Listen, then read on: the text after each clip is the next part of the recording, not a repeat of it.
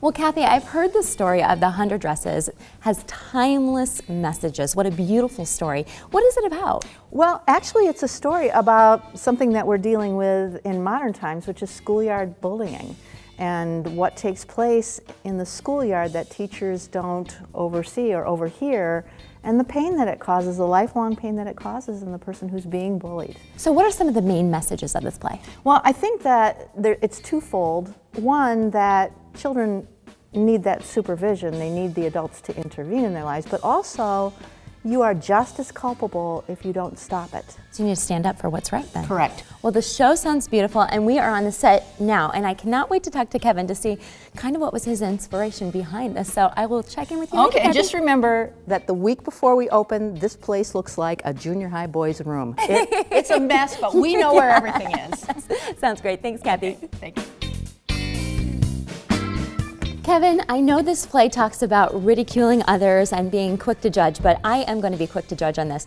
This looks like you have a little more work to be done on this set. Is that true? A little bit. You know, I always wish you guys would come a week later so you can see the finished set. But you know, we've got a lot done already, and I'm really comfortable with where we are in the whole process of getting ready for the show. The most noticeably undone thing so far is the face of all of this along here. Right now, it's just a great gray expanse, but it will be, since we're set in New England, you know, there's lots of rock walls that we see all the time.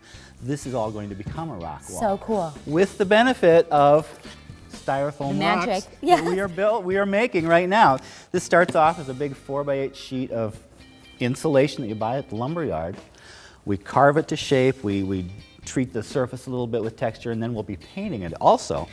But then we'll be applying these stones Oh, to very the cool. wall to create our own 3D rock wall. That is very neat. Over this way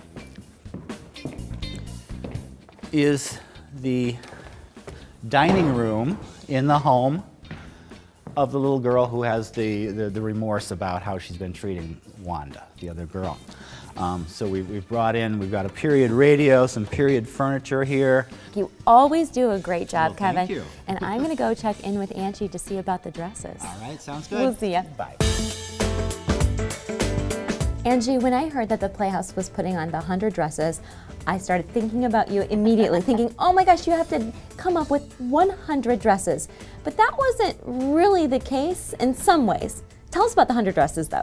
Well, the 100 dresses are really drawings that we see later in the show. Those are revealed. But we do have to come up with about, I think it's about 18 dresses, and that's what we have here behind us. Well, It's the dresses they actually wear. Sounds good. Okay, well, we have poor Wanda, a girl who's immigrated from Europe who has one dress, and she's really the catalyst for the 100 dresses. She talks about her 100 dresses, but all we see is this dress. And so it's kind of colorless, I even faked a little mend in it, you know, to make her look a little sadder and a little more pathetic.